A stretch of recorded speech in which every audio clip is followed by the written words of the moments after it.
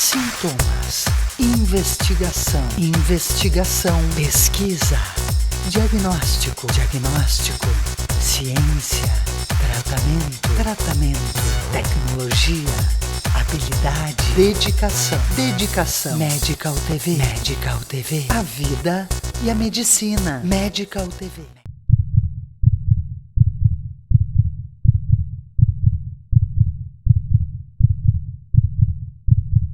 Então, a inovação dentro da cardiologia hoje é absolutamente fantástica. Quando nós falamos, por exemplo, em catéter, hoje o tratamento do infarto do miocárdio é por catéter. Quer dizer, quanto mais rápido se consegue tirar o paciente da sua casa e levar a um centro de cateterismo, menor risco o paciente tem com o seu infarto. As coronárias, para que se tenha uma base, as artérias, elas é que são determinantes de infarto do miocárdio ou de síndromes próximas ao infarto, como angina de peito. E qual é o problema que ocorre? Essas coronárias, essas artérias fecham, vão diminuindo o calibre. O tratamento de infarto antigamente era colocar na UTI e ficar observando, e dando alguns medicamentos, sedativos, etc., e deixando aquela área do coração morrer. Quem vai dizer para o plantonista, para o próprio cardiologista no consultório, que a pessoa está com infarto agudo que está acontecendo naquele momento, não é nem um exame sofisticado, é o traçado eletrocardiográfico. Hoje nós interferimos, nós abrimos a coronária que fechou e salvamos aquela área. Quanto mais rápido fazemos isso, mais normal é a contração do coração depois do infarto. E isto é uma coisa absolutamente fantástica. São pacientes que chegam infartados ao hospital, 3 dias depois estão em casa, recuperados completamente, porque se coloca um stent naquela obstrução e se dissolve aquele coágulo que fechou a coronária. E com isso nós temos uma recuperação completa do paciente, da contração do coração. Que em matéria de infarto, tempo é músculo e músculo é vida. Então, infarto do miocárdio tem que ser tratado logo. Dor torácica aguda, diferente, não se perca tempo. Se corra para plantões, se corra para hospitais. O infarto, como se tratava há 6, 7 anos, não existe mais. Só existe quando o sujeito não presta atenção na sua dor, não leva a sério e chega ao hospital com mais de 12, 15, 24 horas. E quanto antes chegar, nós vamos ter o quê? Possibilidade de intervenção e salvar o músculo cardíaco de sua morte. Com isto, passada a fase aguda do infarto, o indivíduo tem uma chance de recuperação altíssima. Só vai depender depois do que o seu cardiologista vai orientar e do que o paciente se propõe a seguir. Então, basicamente, resumindo, dor torácica, falta de ar, que na medicina se chama dispneia, as palpitações, as tonturas de qualquer tipo e o edema são os principais fatos que podem levar alguém, por ter sintoma, a procurar um cardiologista. A ecocardiografia é um dos exames mais utilizados. É um exame onde nós podemos, ao vivo, observar o funcionamento do coração, das válvulas cardíacas. Nessa imagem mesmo estamos observando a imagem da válvula mitral e válvula aórtica, o fluxo sanguíneo. Nós temos vários parâmetros aqui para analisar, como a medição das cavidades cardíacas. Podemos medir se a pessoa tem o chamado coração grande, se a pessoa tem doenças de origem cardíaca, como a cardiopatia isquêmica, miocardiopatia hipertensiva, miocardiopatia dilatada e diversas outras valvulopatias, doenças das válvulas especialmente. Dentre os dados importantes do teste de esteira que a gente consegue avaliar estão a frequência cardíaca, a pressão arterial e as alterações que podem ocorrer no traçado do eletrocardiograma. Nada mais do que é um eletrocardiograma de esforço que a gente está fazendo. Já pode apressar um pouquinho mais o passo, por favor. Tudo bem, Jorge? Tá agora? Tranquilo?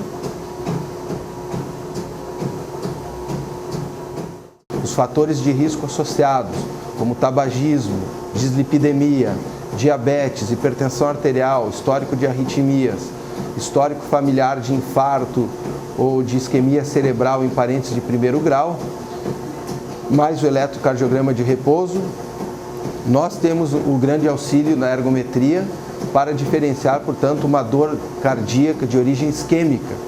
Então aqui pode ser o ponto de partida para a gente seguir adiante na investigação e chegarmos até a solicitação de um cateterismo, o famoso exame para ver se existe obstrução de alguma artéria coronária. Primeira coisa, o indivíduo tem que ter um cardiologista, o qual ele se dirige, é alguém que ele tenha confiança e vá ao cardiologista para controlar os fatores de risco e fazer os testes que forem necessários.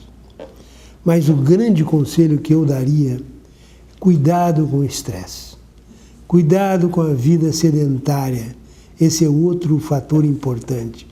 É o indivíduo que não faz exercício nenhum e quando quer, vai à praia e quer jogar futebol e tomar uma caipirinha. É o chamado atleta de fim de semana, que é um perigo. Uma dica, por exemplo, que nós passamos a dar em determinado momento, dor torácica, em aperto no pescoço, peso no braço esquerdo, sudorese, uma sensação ruim, frio, isto é um infarto em evolução. Primeira coisa, melhoral de adultos, uma aspirina de adultos, mastiga na boca. Essa aspirina dissolve o coágulo que está se formando no coração e melhora a situação, dá tempo de chegar ao hospital. Isso é uma dica simples, extremamente importante. A dor que mais nos preocupa nesta região é a dor do meio do peito. Aqui está sobre o osso externo. E se ele colocar a mão nesse sentido, chamada dor engarra, e com a sensação de aperto, com uma dor constritiva. A aspirina, o ácido acetil salicílico, ele pode ter uma função, se for um acometimento cardiovascular, de primeira ajuda. A aterosclerose é essa doença que obstrui artérias no coração, é o infarto, no cérebro, é o AVC. O AVC hoje é a primeira causa de morte no Brasil, mais do que coração, mais do que infarto. Por quê? Porque os cardiologistas se mobilizaram e ensinaram a população sobre infarto. E os neurologistas estão mais atrasados, estão começando agora. Então, o Brasil é o único país que tem AVC em primeiro lugar como causa de morte. E nós ficamos satisfeitos com isso porque conseguimos trabalhar melhor a nossa população em termos de infarto. Mas a prevenção dos dois é a mesma. A prevenção dos dois é controlar a pressão arterial. Segundo, controlar a glicose no sangue. Terceiro, controlar o colesterol. Quarto, emagrecer. E quinto, exercício físico, caminhadas. Caminhar diariamente 30 minutos na velocidade de quem está com pressa. Medical TV, a vida e a medicina. Instituto De Vita, clínica especializada em tratamentos de oncologia e hematologia. Instituto De Vita, tudo pela vida. Fone 54 3214 1700, Caxias do Sul. Os acidentes de trânsito ou de trabalho são 7 vezes mais frequentes para quem sofre de apneia obstrutiva do sono ou insônia. O risco de infarto também é 5 vezes maior. Cuide do seu sono. Sonoclin. Fone 54 30 27 23 77. Pronto atendimento psiquiátrico 24 horas para qualquer situação de natureza psiquiátrica em que existe risco, feito por médicos, enfermeiros, técnicos de enfermagem e seguranças, especializados em psiquiatria. Pronto atendimento psiquiátrico 24 horas. Um serviço da Clínica de Repouso. 9917-8666. Há 35 anos, o Alfa Laboratório constrói uma história de bons resultados ao seu lado, sempre cuidando de você e de quem você mais ama. Alfa Laboratório, para a vida inteira. Laser Vision Serra, uma estrutura completa com tecnologia exclusiva para cirurgia da córnea e refrativa. Conheça o que há de melhor em resolução dos problemas de visão com conforto e rapidez. Laser Vision Serra, tecnologia que você vê. Fone 3028-8488. Medical TV, a vida e a medicina.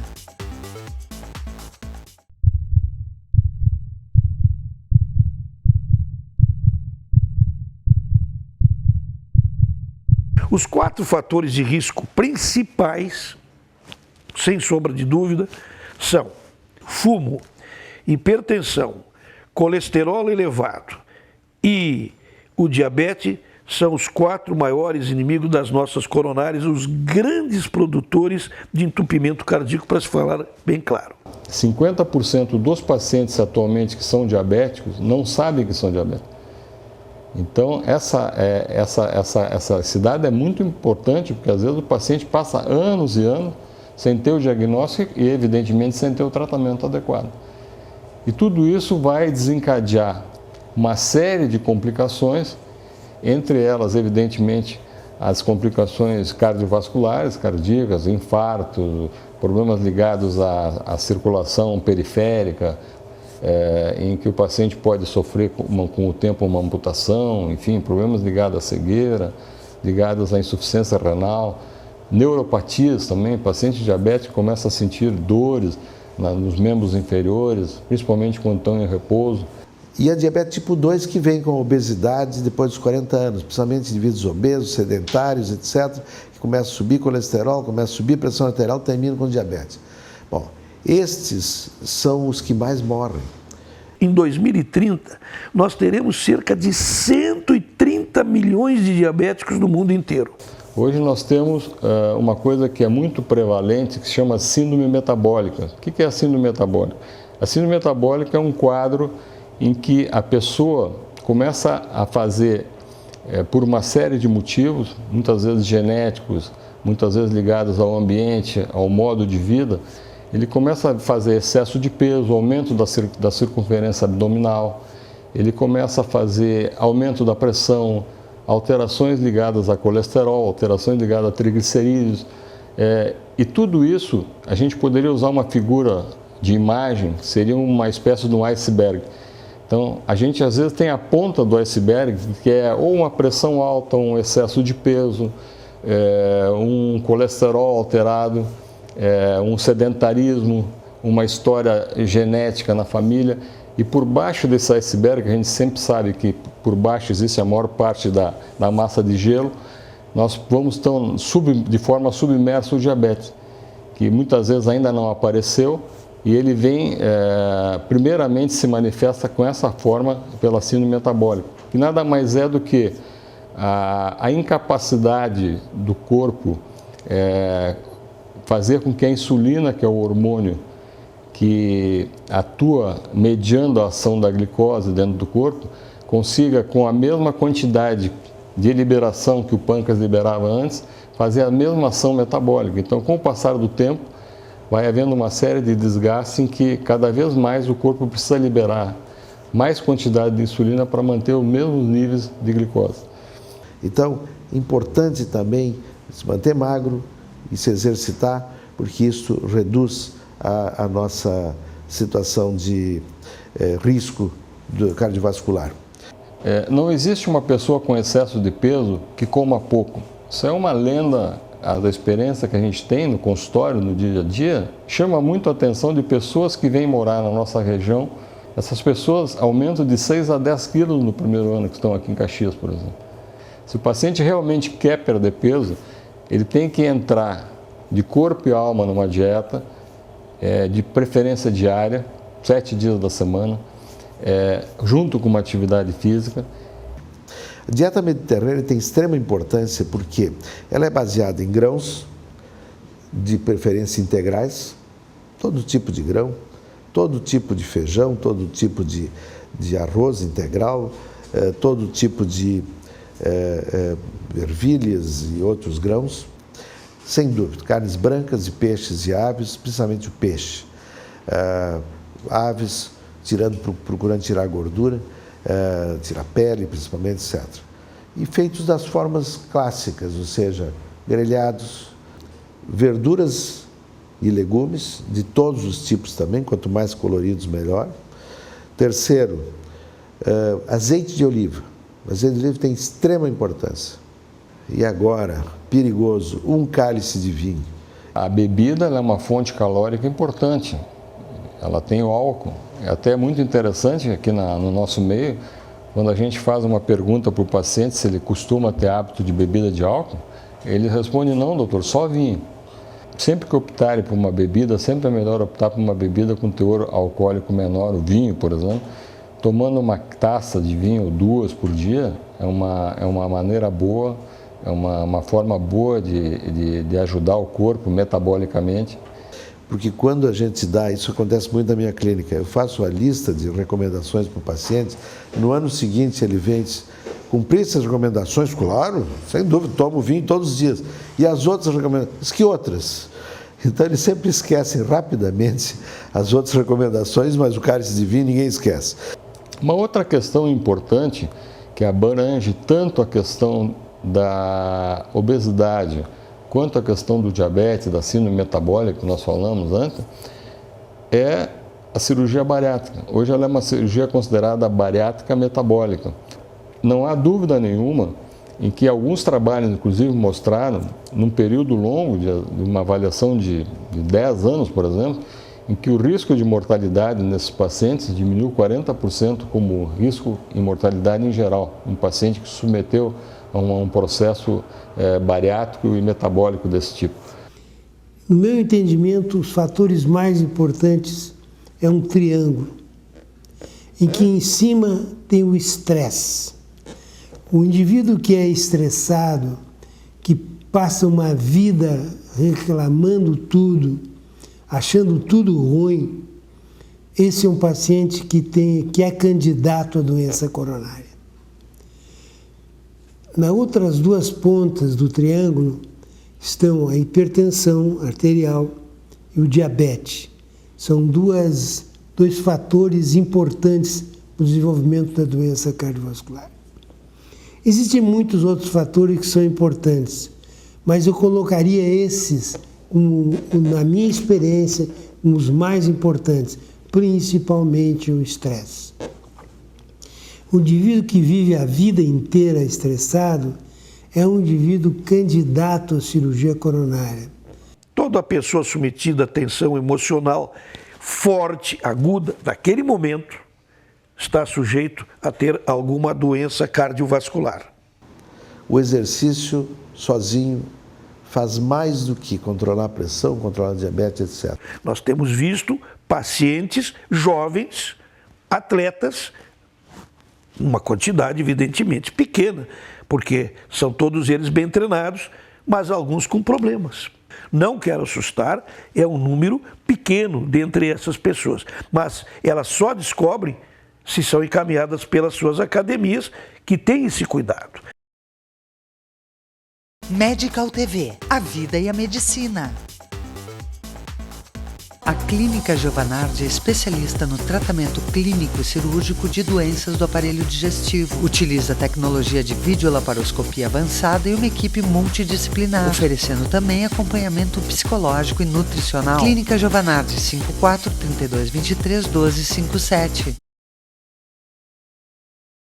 A Estetos, clínica de cirurgia plástica. Estimula e promove uma autoimagem forte e positiva. Como equipe multidisciplinar experiente e com tradição, proporciona a seus pacientes os mais modernos e eficazes tratamentos na área da medicina estética e cirurgia plástica. A Estetos, clínica de cirurgia plástica.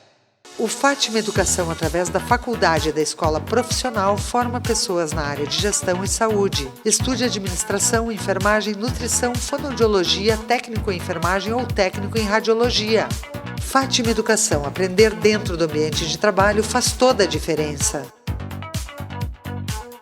O Conception é um centro de referência com taxas de gravidez que estão dentro da média de sucesso das melhores clínicas do mundo. Os tratamentos oferecidos são espermograma, ICSI, reversão de vasectomia, entre outros. Conception, centro de reprodução humana há 10 anos. O que a gente faz tem a sua cara. Medical TV, a vida e a medicina.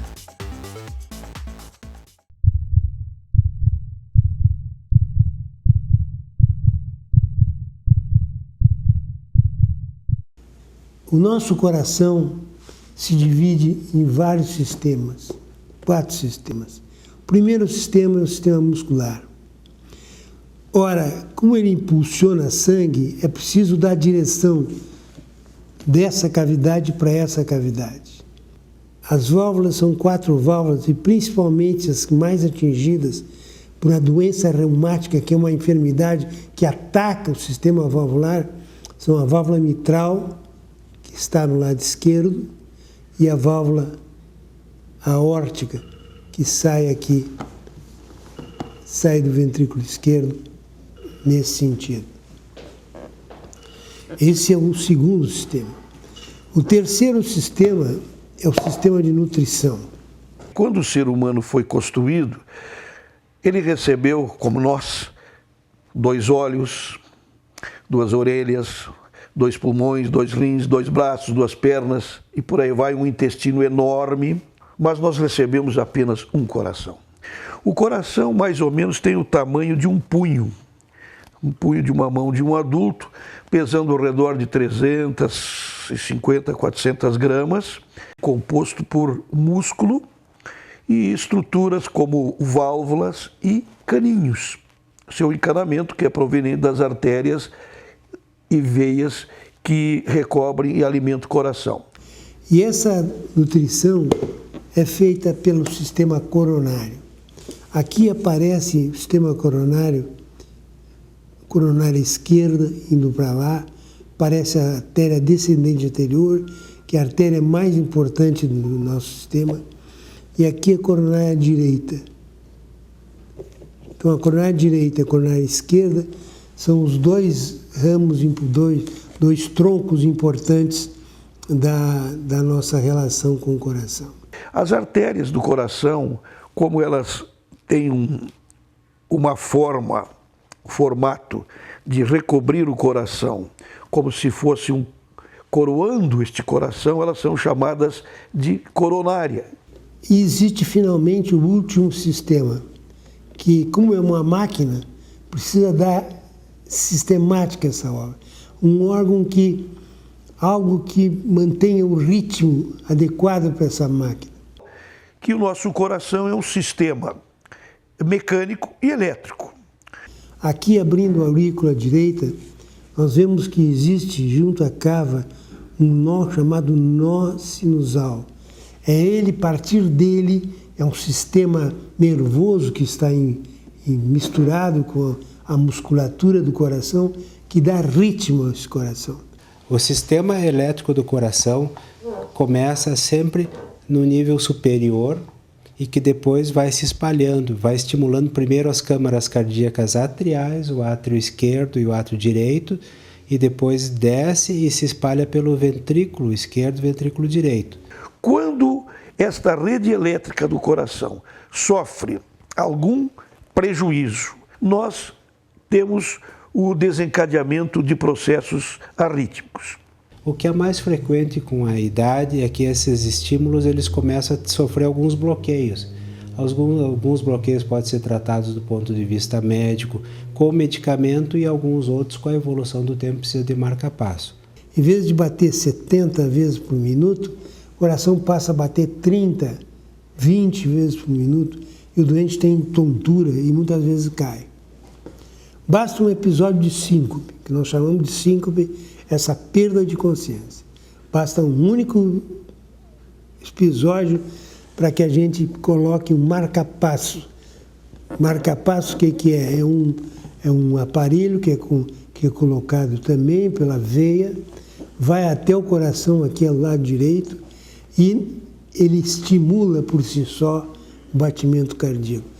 As demandas do paciente normalmente são frequência cardíaca muito baixa. O marca-passo detecta essa frequência cardíaca muito baixa e, ao mesmo tempo que ele detecta, ele já corrige. O procedimento cirúrgico para o implante do marca-passo se dá da seguinte forma.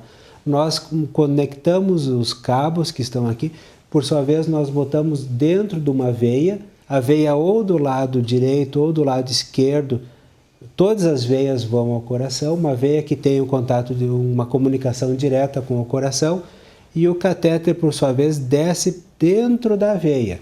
Dentro da veia existe uma fixação que pode ser ativa ou passiva, ou no ventrículo ou no átrio, ou no ventrículo e no átrio, e depois esses cabos são conectados ao gerador que fica no tecido subcutâneo do tórax do paciente. E esse é o tamanho do gerador. Mas eles não percebem, a maior parte dos pacientes sequer percebe que tem essa caixa de metal no tórax.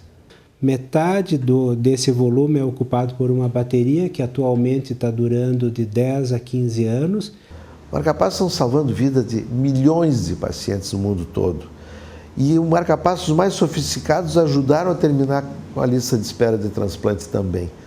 Porque existe um marca-passo hoje que ressincroniza o coração e faz com que melhore a contração do coração e, com isso, esses pacientes saem da lista de espera. Os pacientes que até hoje tiveram marca-passo implantados, até o ano de 2012, vamos ser mais precisos, não pode fazer ressonância magnética por conta dos componentes ferrosos que nós temos ou no próprio gerador ou nos próprios cabos eletrodos que estão introduzidos no coração. A partir de 2012, nós temos marca-passos que são compatíveis com a ressonância magnética. Existem várias lendas que dizem que não se pode usar o marca-passo com o micro-ondas, com algumas coisas, com a tomada elétrica. Isso nunca aconteceu, mas nós não podemos comparar o marca-passo atual com um aparelho que foi implantado há 20 anos atrás. Nós vamos ter no futuro muito próximo um equipamento que é totalmente implantável dentro do ventrículo direito. Então esse marca-passo ele não tem mais os cabos que normalmente nós usamos e que muitas vezes precisam de uma manutenção e que em alguns momentos precisam ser trocados porque eles têm um uso muito diário e eles têm o risco de romper ou de sofrer infecção.